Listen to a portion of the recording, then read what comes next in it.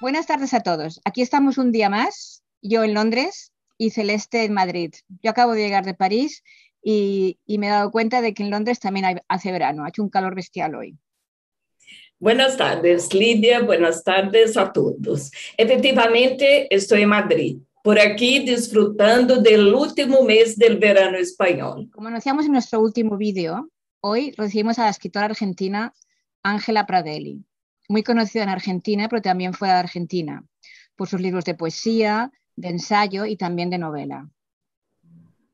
Ángela ha sido traducida a muchos idiomas, ha ganado muchos premios, ha dado charlas y clases por todo el mundo. Tiene una biografía muy extensa que os dejaremos anotada en la descripción de este vídeo. Ángela, además de todo lo que ha hecho, es la fundadora, junto con Alejandra Correa, del proyecto social y colectivo Por quién llora esta mujer, donde reúnen testimonios de mujeres víctimas de la violencia, supongo que machista, pero luego a lo mejor bueno, espero que tengamos tiempo después para preguntarle más sobre este tema a Ángela también. Bienvenida, Ángela. Muchas gracias. Ya está aquí con nosotros. Ángela. Me alegra saludarlas desde la Argentina. Muchas gracias por la convocatoria, la invitación a conversar hoy. Hola, muchas Ángela. gracias. Mucha alegría poder hablar contigo y verte aunque sea de la distancia, porque sé que en Argentina no podéis salir todavía y que podamos charlar. Sí, lo mismo para mí, una alegría. Sí. Bueno, Ángela, vamos a empezar charlando un poco sobre tu última novela, que hemos leído, hemos hecho una lectura en conjunto, La respiración violenta del mundo, que aunque es una historia de ficción, podría ser real. Cuéntanos cómo fue el proceso de escritura de esta obra y si has tenido momentos de angustia mientras la escribías. Yo había escrito un libro, había publicado un libro de testimonios que se llama En mi nombre, historias de identidades restituidas. Ese libro recoge el testimonio de 5 personas que habían sido robadas durante la dictadura o habían nacido en cautiverio y luego fueron apropiadas por gente perteneciente a la dictadura militar o vinculada a esas personas. Ese era un libro de testimonios y la verdad es que cuando lo terminé de escribir tuve una sensación que enseguida fue certeza de que yo podía dejar de escribir todo lo que estaba escribiendo, ficción, etcétera, y dedicarme a escribir los testimonios del resto de las personas que habían sido halladas hasta ese momento, que habían restituido sus identidades. Bueno, lo cierto es que el libro ya estaba casi saliendo y no podíamos seguir incorporando más testimonios, y a los 2 meses se me apareció esta posibilidad, digamos, bueno, una era que escribiera otro libro con más testimonios y otra era escribir un libro de ficción, una novela de ficción. Me resulta también un poco incómodo decir que es de ficción, porque si bien es un libro que no nace de ningún testimonio, esto que cuento en la ficción no, en la novela no sucedió a nadie así como lo cuento yo. La verdad es que es la historia de casi 500 niñas y niños que fueron robados aquí en la Argentina durante el periodo de la dictadura cívico-militar. Entonces, tengo esa rispidez. Sí, digo que es de ficción porque entiendo siempre la pregunta, por supuesto, pero al mismo tiempo es tan delgada la línea, en este caso, en este libro, que separa la ficción de lo no ficcional, que hago siempre esta aclaración. Entonces, cuando surgió en mí esa posibilidad de escribir la novela, bueno, me aboqué, la escribí rápidamente. Tengo la seguridad de que no hubiese podido escribir esta novela si antes no hubiese escrito el libro de los testimonios, si no hubiese escuchado de primera mano, digamos, café de por medio, sentados a la misma mesa, las historias de esas muchachas y esos muchachos, ahora ya tienen 40 y pico,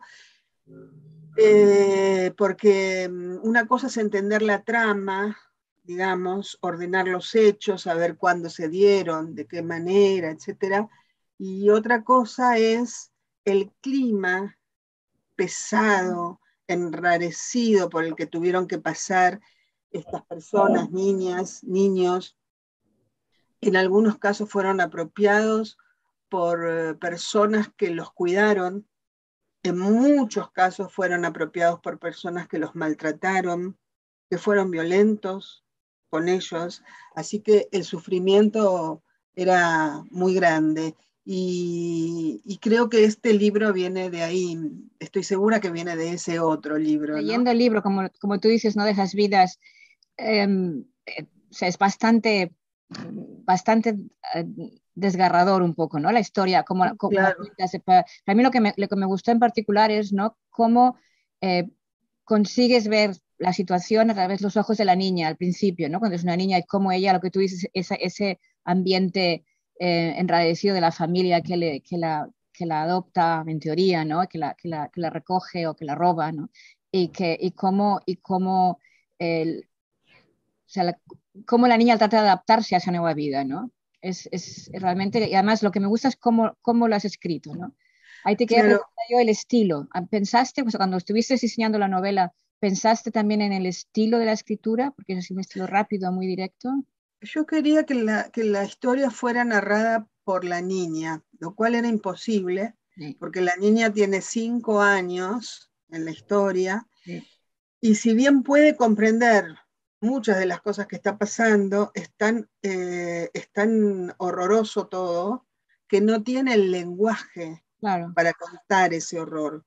Tiene el vocabulario de una nena de 5 años, y entonces su cuerpo da cuenta de todo lo que le pasa, claro que lo percibe, claro que se da cuenta y entiende muchas veces, otras veces seguramente no, pero digamos, no es la situación de un bebé apropiado que crece sin saber, que crece pensando que eso que le dicen es verdad, que esa es su mamá y esa es su... Esta niña a los 5 años tenía una conciencia de sí previa a esa situación, tenía una conciencia del robo, tenía recuerdos de su mamá y de su papá, uno se acuerda de cosas previas a los 5 años, Sí. se acuerda de los juguetes que tuvo, de algunos, se acuerda de sus familiares, de quienes la visitaban, de cuáles eran los cuentos que las mamás, el papá, la abuela le contaban, los juguetes y los paseos que hacían, tienen esa conciencia. Entonces, la conté en una tercera persona, lo más pegada a la niña posible. Es una tercera persona, pero con una perspectiva, digamos, Sí, sí, sí. de esa niña.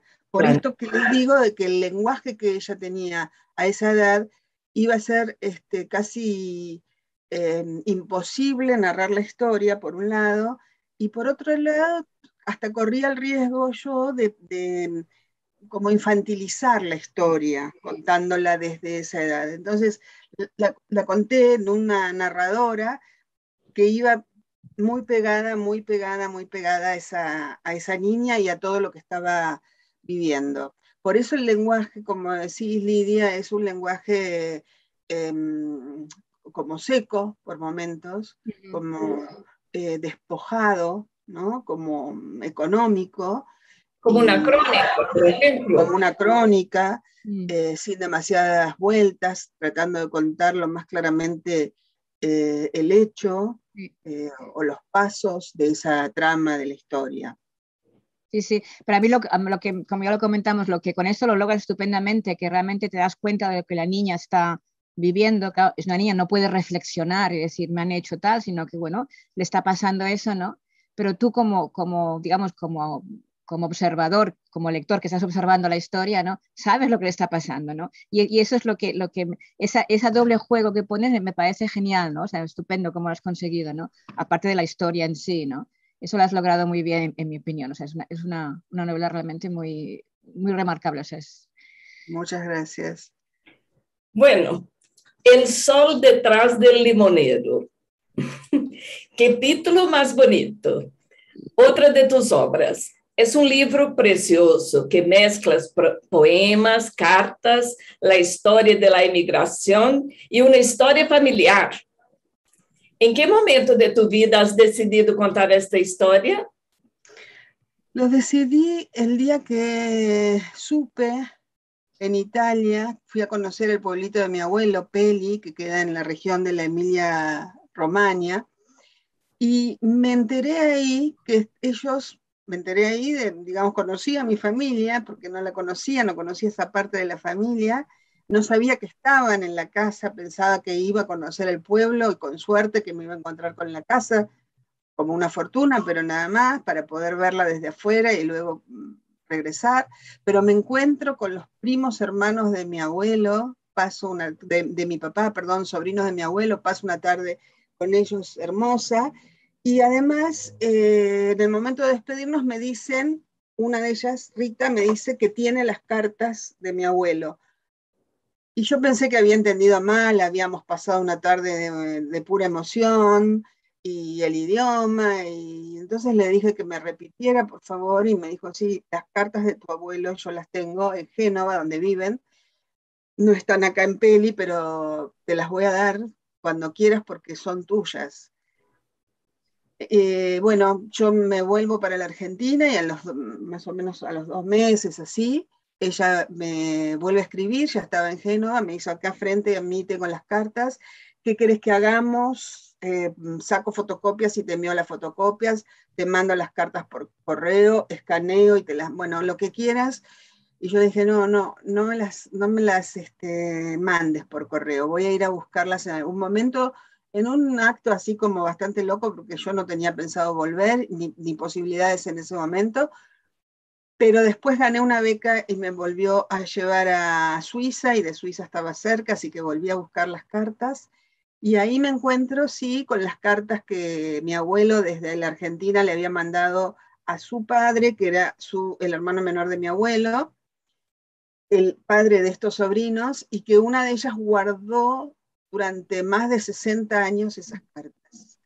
Cosa que a mí me pareció en ese momento y me sigue pareciendo hoy rarísimo, porque es raro que una guarde algo que no está dirigido a una durante tanto tiempo. Lo guarda por ahí un año, 2 años, 3 años, y entonces le pregunté y ella me dijo que esas cartas estaban siempre en un aparador, que en algún momento cada vez que ella limpiaba ese aparador ponía todas las cosas que debía tirar porque ya no servían, como prospectos de medicamentos, notitas, bueno, estas cuestiones, y las cosas que tenía que volver a guardar las ponía en otra columna. Las cartas siempre iban en la columna de tirar, pero que cuando llegaba el momento de tirarlas, ella revisaba una por una para que no se le fuera ninguna, y cuando llegaba a las cartas, dijo ella esta frase, no tenía corazón para tirarlas. Y el día que me las dio, me dijo, y ahora sé en realidad por qué no las tiré nunca, era que ibas a venir a buscarlas. Y la verdad es que cuando leí esas cartas para mí fue muy conmovedor. Mi abuelo era un campesino que tenía 1 año de escuela. En ese momento la escuela duraba lo que tardaban los niños y las niñas en aprender a leer, escribir, y las operaciones matemáticas. A eso, digamos, se resumía la escuela. Había un aula en esas escuelas chiquitas de los pueblos pequeños, y ahí iban chicos de diferentes edades, porque no todos podían empezar muy niños la escuela, a veces por alguna enfermedad o porque trabajaban familiarmente o lo que fuere, empezaban más tarde, y entonces había solamente un salón de clase con diferentes edades, y los chicos aprendían a leer y escribir, como decíamos, las operaciones matemáticas, y se iban a trabajar el campo con sus familias. Y sin embargo, ese campesino que había cursado solo 1 año de escuela tenía un manejo de la lengua como muy poético, tenía una percepción del mundo como muy conmovedora, y reflexionaba en esas cartas sobre la inmigración, también sobre la tierra, también sobre las familias, sobre la imposibilidad en ese momento de volver y de volver a ver bajo ningún medio, porque ahora podríamos tener internet, pero en ese momento no había ninguna posibilidad de volver a ver, así que el otro envejecía en mi, digamos, en mi percepción de acuerdo a lo que cada uno podía imaginar. ¿No? Muy pocas fotos, era un acontecimiento sacar una foto, estamos hablando de la Italia de posguerra, no había quedado nada, era muy difícil conseguir un trabajo, no había un peso, bueno, las dificultades eran bravísimas, digamos. Y entonces dije, bueno, yo tengo que escribir algo con esto, ¿no? Y empecé a escribir y fue como una escritura itinerante, porque escribí algo acá en la Argentina, después escribí en Sicilia, porque el proyecto ganó una beca en Sicilia, así que buena parte del libro está escrita ahí, en un pueblo hermoso que se llama Acraide, o Acrai, tiene 2 nombres. Luego la escribí en Italia, en Bogliasco, en la Liguria, y luego la escribí en Suiza, y luego la escribí en Nueva York. Digamos, fue ganando becas el proyecto, y entonces la escritura dependía de esas becas y los lugares. Y bueno, es un libro para mí muy conmovedor. Cuando lo terminé de escribir, me llegó una invitación, ya lo había mandado el libro a la editorial, y me llegó una invitación del Festival de Poesía de Génova para ir a leer a Génova poesía en ese festival. Y no sé, es muy raro a veces cómo la vida acomoda las cosas, ¿no? Porque yo iba a volver a Italia a leer poesía frente al mar de la Liguria, de donde mi abuelo había partido, y yo iba a leer poemas que muchas veces pienso que son más de él que míos. Hay fragmentos de cartas que yo recorto y que van directo a la poesía casi sin tocarlos, ¿no? Y eso que no se puede explicar mucho con palabras, fue como muy conmocionante para mí. El día que leímos yo leía en español y otra persona leía la misma versión en italiano, eran como 2 lenguas. Y cuando, por supuesto que estaba mi familia italiana allí escuchando y muy emocionados todos nosotros, pero también empecé a ver que había mucha gente emocionada. Y cuando terminó, que se acercó la directora de la casa y la directora de beca y me saludaron, y entonces yo le pregunté por qué lloraban, y ella me dijo que los italianos, todos los italianos tenemos a alguien de la familia en estas condiciones, que se fue y nunca más pudimos reencontrarnos con él, que atravesó la guerra y tuvo que inmigrar. Bueno, lo que vos contás es casi la situación de muchísimas familias acá en Italia. Bueno, eso es un poco el recorrido del libro. El nombre es uno de los versos de uno de los primeros poemas, que me gusta mucho ese sonido del sol detrás del limonero, como suena, digo, las palabras, y ese es un poco, digamos, cómo lo escribí. Realmente es fascinante, ¿no? Como cuentas la historia y, bueno, y todo, y como dices tú, las coincidencias, ¿no? Que a veces, dice, las coincidencias en literatura a veces no son coincidencias, ¿no? Nunca se sabe cuándo empieza la realidad y cuándo acaba la ficción, y esa especie de hilo delgadito que a veces divide las 2 cosas, ¿no? Sincronicidades, decía Jung. ¿No? Parece que las llamas, ¿no? Pero o sea, es fascinante, y por lo que cuentas, el libro, ya no lo he leído, pero tengo ganas de leerlo porque me parece que va a ser muy bonito, ¿no? Y siguiendo con lo que cuentas de que recibiste becas para ir a Italia, luego estuviste en Suiza, ¿no? O sea, tú, gracias a la literatura y a los libros, has viajado mucho, ¿no? Mucho. Has dado muchas conferencias en varios países, tus libros han sido traducidos, has recibido muchas becas para trabajar, o sea, para escribir en otros sitios, ¿no? Y la pregunta es, ¿cómo compaginas todo eso con la escritura? ¿Cómo haces para escribir? ¿Cómo encuentras el tiempo para escribir? ¿Cuál es tu forma de organizarte para seguir escribiendo con tanto viaje, con tanto charla, con tanta cosa? Bueno, la verdad es que las becas son para escribir. Sí. O sea que por ese lado la beca siempre viene muy bien porque uno tiene el tiempo ahí, a veces es un mes, a veces son 6 meses, y es fascinante en el sentido de que uno puede cortar con la cosa más doméstica y cotidiana propia, ¿no? Las cosas que se rompen en una casa, las cuestiones así que hay que atravesar en el día a día, y entonces las becas que te alejan un poco de eso te hacen concentrar mucho en la escritura. Y después un poco me pasa, Lidia, esto que no sé bien qué responder, porque a veces me pasa que cuando miro para atrás, sobre todo en relación al trabajo docente. Yo he sido profesora de literatura y he ejercido la docencia, soy profesora y ejercí la docencia por más de 30 años, y a veces digo, pero ¿y cómo hacía para escribir cómo hice para escribir esta novela con 30 horas de clase y un cargo directo? Y no tu sé. familia, ¿no? Tu familia, tus hijos. Exactamente, Todo, ¿no? claro que lleva un tiempo, los hijos, etc. Y la verdad es que no sé si me preguntan, no sé cuándo era el tiempo, no sé. Creo que cuando uno quiere algo, busca tiempo, ¿no? Busca Seguro. donde Sí, sea el tiempo. Pero probablemente. ¿de esas escritoras que escribe cada día? Que dice cada día escribo por lo menos 1 hora, 2 horas del tiempo, porque hay gente que dice que hay que escribir cada día. Sí, lo escuché mucho eso. Yo empecé a escribir cuando mis hijos eran pequeños.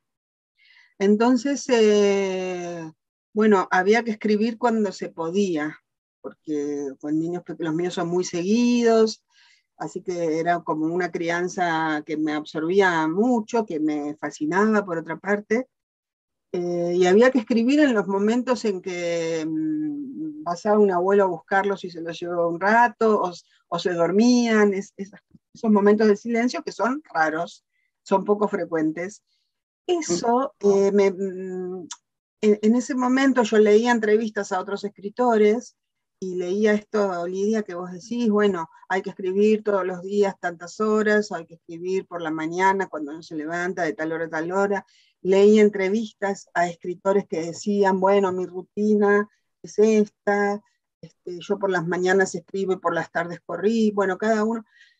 Y me producía como una envidia grande todo eso. Yo decía, ay, Dios mío, entonces yo nunca, si es así, yo nunca voy a poder. Pero al mismo tiempo, el caos mío me dio como unas herramientas muy poderosas para escribir en cualquier momento, en cualquier lugar. Yo puedo escribir en un bar, puedo escribir en un avión, puedo escribir en mi casa, si está silenciosa y si no lo está. No tengo como ninguna necesidad de pautas así como muy exigentes. Puedo escribir en cualquier lado y sé que me lo dio haber empezado a escribir en esas condiciones o en esas circunstancias. Y por otra parte, yo escribo siempre por necesidad. Es decir, si no tengo necesidad, no escribo. Uh-huh.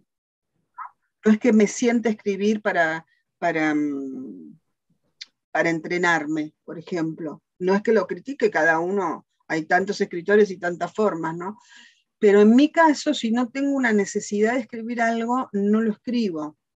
Ahora, por supuesto, cuando tengo necesidad, dejo todo y me aboco a esa escritura. O sea, te puedes pasar días sin escribir. Tranquilamente, sí. Sí. Esto me consuela. Puedo pasar días sin escribir, no me provoca angustia ninguna. Quiero seguir así, no quiero plantearme ninguna cosa rigurosa, rigurosa en el sentido de hay que escribir 1 hora por día o 10 horas por día, no quiero plantearme eso. Y me parece que yo disfruto muchísimo de la lectura, a mí me da mucha felicidad escribir, y me parece que tiene que ver con esa necesidad de la escritura que estoy planteando, ¿no? Que escribir a través de esa necesidad solamente. Pues sí. Bueno, hablamos de otra cosa. El premio Clarín, un premio importante, bueno, como todos los que tienes tú, ¿no? La obra que te ha dado el premio en el lugar del padre. Cuéntanos un poco sobre esta obra. Bueno, el lugar del padre yo lo empecé a escribir un domingo por la noche, me acuerdo porque esa mañana de domingo, yo vivo en un barrio, no vivo en una gran ciudad, vivo a 25 kilómetros de la ciudad de Buenos Aires, así que es un lugar muy tranquilo, con pocos ruidos, pero sobre todo los domingos, ¿no? Y ese domingo estaba leyendo en la cama y escuché ruidos que no reconocía. Yo reconozco el ruido del portón del vecino cuando llega o cuando se va, bueno, esas cosas. Y entonces me asomé y vi a mi vecino Ramón que estaba tirando su árbol, estaba intentando sacar de su casa, digamos, del frente de su casa, el árbol, el paraíso. Y a mí la escena me capturó totalmente, tanto que seguí a Ramón durante varias horas que duró el proceso de tirar el árbol, hasta que finalmente lo logró después de varias horas, pero lo seguí por las distintas ventanas de la casa y quedé como muy conmovida, me parecía que había mucho ahí en esa escena que yo todavía no podía descifrar, pero sí que me daba cuenta que sí que había. Y entonces por la noche escribí lo que ahora es luego fue el primer capítulo de la novela, y cuando lo escribí se lo mandé a un amigo, a un escritor, a Guillermo Sacomano, que fue mi maestro primero, hice varios años de taller con él, y entonces dije, ¿qué le voy a decir? Me parecía como simple, al mismo tiempo no sabía bien cómo explicarle, tenía esa primera página nada más, ese primer capítulo, y entonces se lo mandé y no le dije nada en el cuerpo del mensaje. Entonces pensé, bueno, cuando me diga qué me mandaste, le voy a decir, no, fue un error y se disparó solo el mensaje.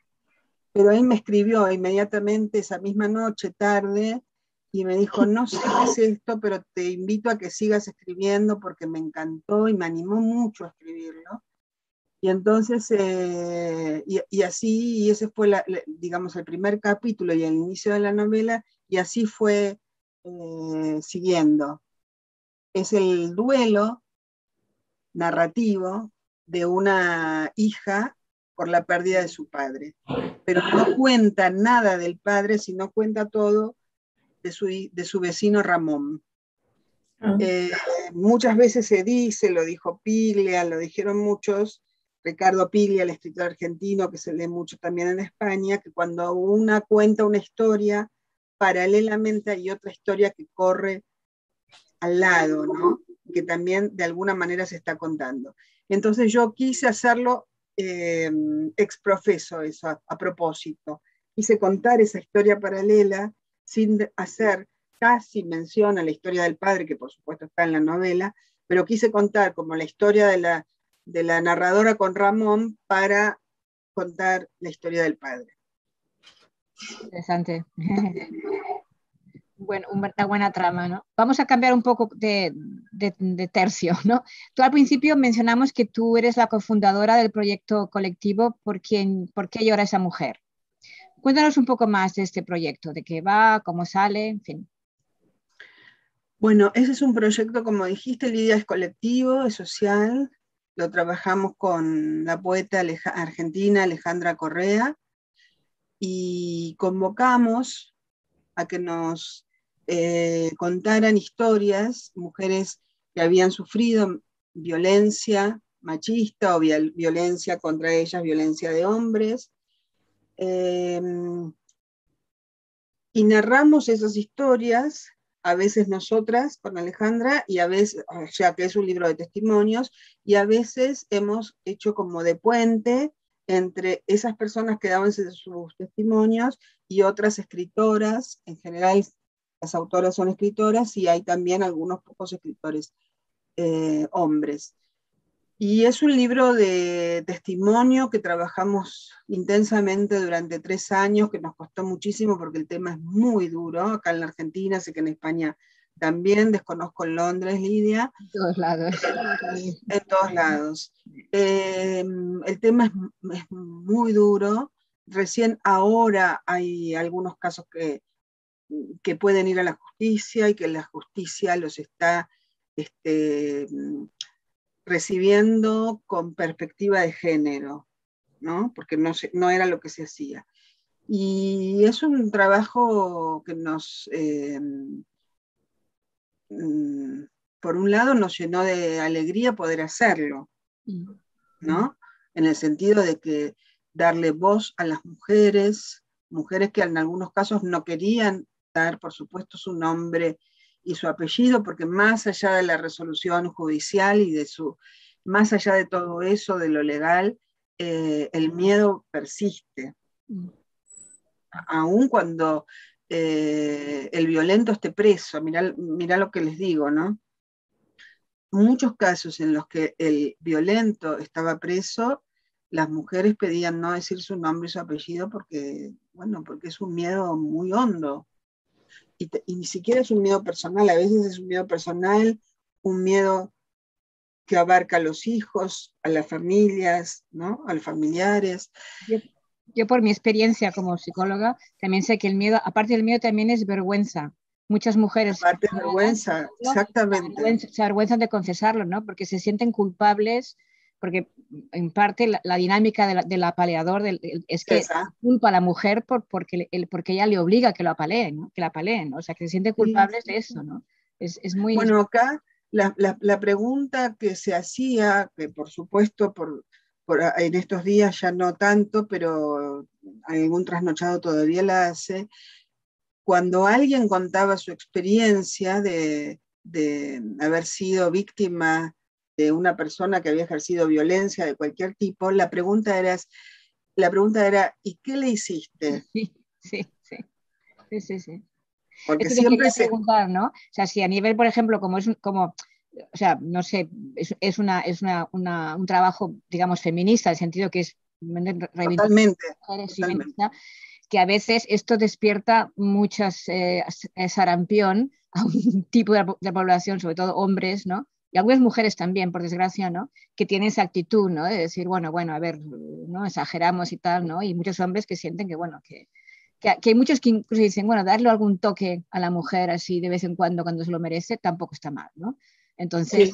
Sí, mucha gente piensa, es tremendo. Y también hay cuestiones, por ejemplo, bueno, pero ¿cuánto hace que pasó? Bueno, el pasado ya está. O ¿durante cuánto hace que te pasa? Tantos años. Bueno, y si no lo dijiste desde ese momento, ¿por qué lo tenés que decir ahora? ¿No? Hay cosas así como muy patéticas de escuchar, como decís, Lidia, en mujeres también, no solamente... hay una explicación, que es que lo que sucede es tan horroroso de escuchar que se intenta tapar, que es una explicación que también se dio en otras circunstancias. A mí esa explicación no me va. Me parece que una sociedad que respeta a las mujeres, que respeta a las niñas y a los niños, no puede tomar esa excusa de, ay, como a mí me hace mal, prefiero... Pero además piensa que hasta hace bien poco, no sé, en Argentina, no sé, pero muchas veces se consideraba que si un hombre apaleaba a su mujer, eso es cosa íntima, o sea, no hay que mezclarse, ¿no? Exactamente, acá también, sí. Lo sabían, pero se callaban, porque bueno, eso es cosa del matrimonio, ¿no? O sea, que esto y ahí las mujeres también decían, no te metes, ¿no? Que es lo que pasivamente eres un actor, ¿no? Porque estás permitiendo que se ejerza. Una pregunta que me interesa, Ángela. Vosotras, como tu colaborador, tú como escritoras, ¿habéis también recibido, pongamos, amenazas o yo qué sé, o críticas, por ejemplo, de esa gente que está en contra de que esto se haga público? Sí, hemos recibido. Sí, ¿no? Sí. Sí, uf, qué horror, ¿eh? Es lo que me imaginaba porque ¿no? Lo que yo, o sea, yo he leído algunas porque yo, o sea, sigo esta publicación, ¿no? Y he leído algunas cosas y me he dado cuenta que, claro, esto es público, ¿no? Lo hacéis público, no se queda ahí escondido, ¿no?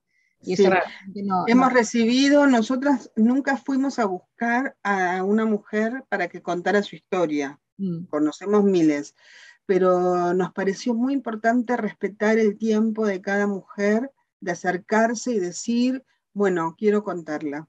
Porque también hay un juego social en esto, sobre todo en los medios acá en la Argentina, de decir, no, porque la mujer lo tiene que contar cuando puede, no, pero cuando alguien va a la televisión, se siente y a los 2 segundos, lo primero que le están preguntando es, ¿y te pasó algo? ¿Y tenés una historia? ¿Y vos sufriste violencia? Y es muy difícil, digamos, no estamos en la cocina de una casa, estamos frente a una cámara de televisión y es muy difícil salir de ahí y decir no, y entonces la mujer se ve como obligada a contar. Nosotros en ningún momento pedimos a nadie que viniera a contar su historia. Sí pusimos en las redes las convocatorias y por supuesto que algunas personas, bueno, muchas personas se acercaron, muchas mujeres se acercaron, y respetamos también a aquellas mujeres que, habiéndose acercado y habiendo dado su testimonio, en algún momento dijeron, mejor no, mejor ahora no, y esa era la palabra más importante para nosotros, ¿no?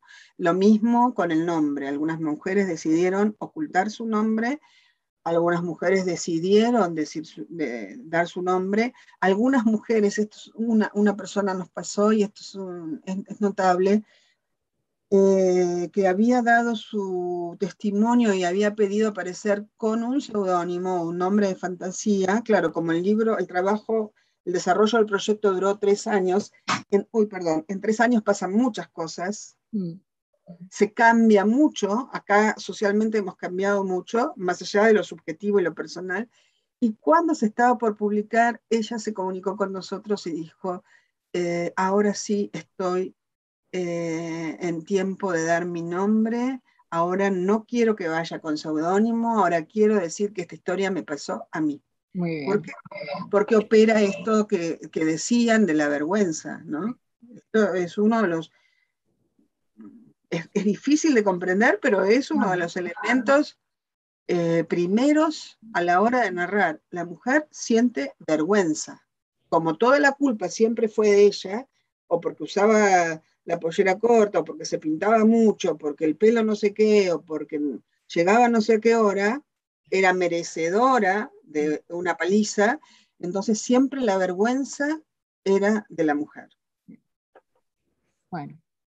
Bueno, sí, yo me quedo conmovida, ¿eh? Cuando habla de este tema, es que es impresionante. Pues vamos a cambiar de tema ahora.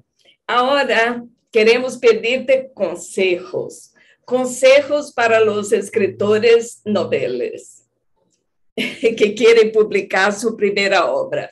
¿Qué aconsejarías? Ay, a mí me resulta muy difícil dar consejos, ¿eh? La primera cosa importante para mí es leer mucho antes de sentarse a escribir. Y luego, digamos, siempre leer mucho. Me parece que no se puede escribir sin leer. No se puede escribir sin haber leído. No se puede seguir escribiendo sin leer. Eso me parece como primordial y algo que no deberíamos olvidar. Yo doy talleres de escritura y muchas veces cuando llega alguien con la necesidad de escribir porque quiere publicar, no ha leído aún lo suficiente para escribir y mucho menos para publicar. Ahora, en el caso de cuando alguien tiene una obra escrita, hay como diferentes caminos por recorrer. Uno es llevar la obra a las editoriales, otro, ahora hay muchos más, ¿no? Que antes me refiero. Otro es contemplar, publicarla en editoriales independientes, lo que acá llamamos editoriales independientes, que no es el gran circuito de las editoriales o los grupos editoriales comerciales. Entonces, esas editoriales independientes contemplan muchísimas veces las escritoras, las obras de escritoras y escritores que recién empiezan. ¿Y lo ves como válido esto de acudir a una editorial independiente? Sí, por supuesto, lo veo como válido, lo veo muy bien. por lo menos acá hay editoriales independientes muy buenas, sé que en España también, que tienen mucho cuidado por la obra, por la autora, por el autor. Sí, lo veo muy válido. Una Bueno, aclaración, cuando te refieres a independientes, te refieres a editoriales pequeñas, que no son las comerciales. No son los grupos editoriales grandes. No estás hablando de autoedición ni esto, ¿no? Sino que Sí, yo creo que... No hay editoriales independientes que toman la obra, tienen sus editores, leen, y después a veces aceptan y a veces no. Sí. Eso es diferente en cada caso, ¿no? Sí. No es que la editorial independiente publique todo, tampoco tienen una línea, tienen un catálogo, entonces sobre esa base ellos determinan si la obra puede ir o no puede ir en esa... Pero me refiero a que tú no tienes que pagar a la editorial para que te publique a ti. Acá hay editoriales, como digo, independientes que publican, se hacen cargo de los costos, de la distribución.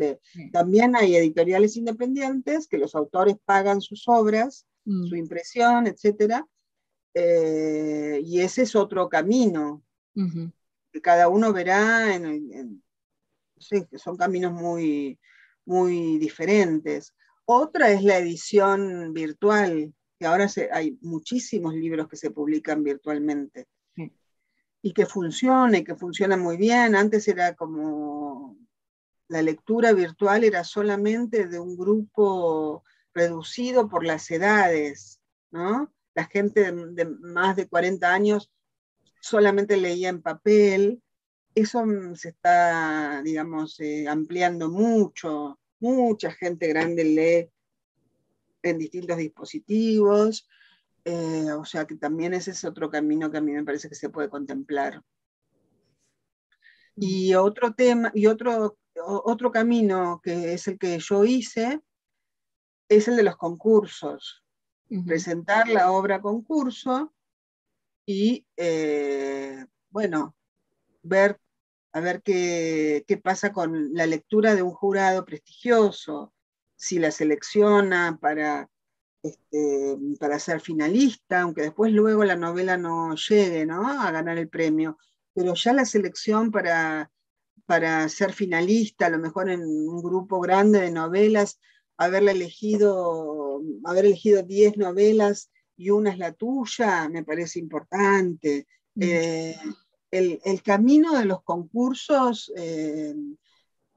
a mí, yo es el que hice, digamos. Después cuando uno ya entró, ya pertenece a una editorial, ya tenés tu editora, pero el camino de los concursos es un buen camino. Sé que en España hay muchísimos concursos, porque nos llega acá la información, y que en general tienen muy buenos jurados. Después habrá que discernir, porque no todo es lo mismo, no todo es igual, pero es un buen camino. Porque ya sabemos que estás escribiendo otro libro, ¿no? Y bueno, pronto te llamaremos aquí para preguntar más cosas. ¿Cómo no? ¿Cómo no? Es un libro que sale en abril del año próximo. Pues estupendo. ¿Y nos puedes adelantar algo? Sí, es un libro que digamos, trabaja sobre 2 testimonios de 2 soldados de 2 guerras distintas.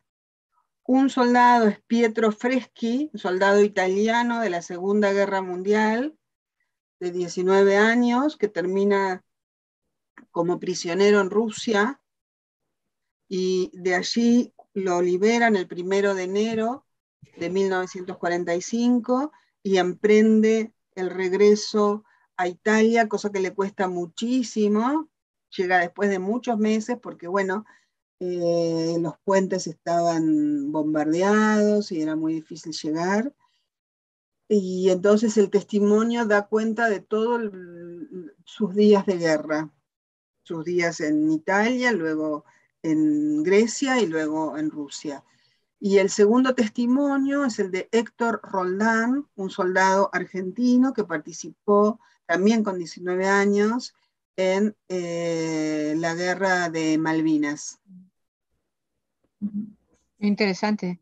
Sí. Son historias muy diferentes, países diferentes, guerras distintas, tiempos completamente distintos, y no se imagina la cantidad de conexiones que hay entre un relato y otro. Y son historias reales, ¿no? Son historias reales. Encontré el testimonio de Pietro grabado en esos antiguos VHS, en esos que se reproducían en caseteras, que ya no hay acá por lo menos en Argentina, así que hubo que hacer todo un traslado.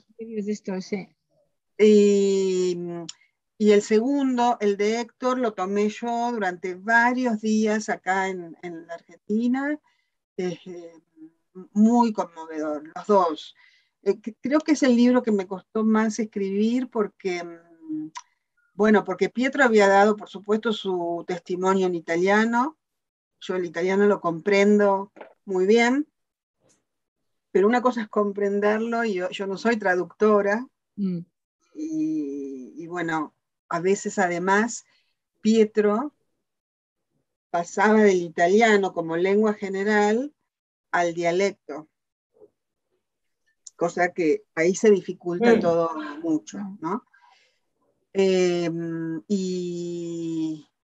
Y creo que el tema del lenguaje, tanto en un caso como en otro, también en Héctor, aunque por supuesto él habla castellano, era algo que, digamos, creo que es el libro que más me enfrentó con esta dificultad de la lengua, en un caso y en otro.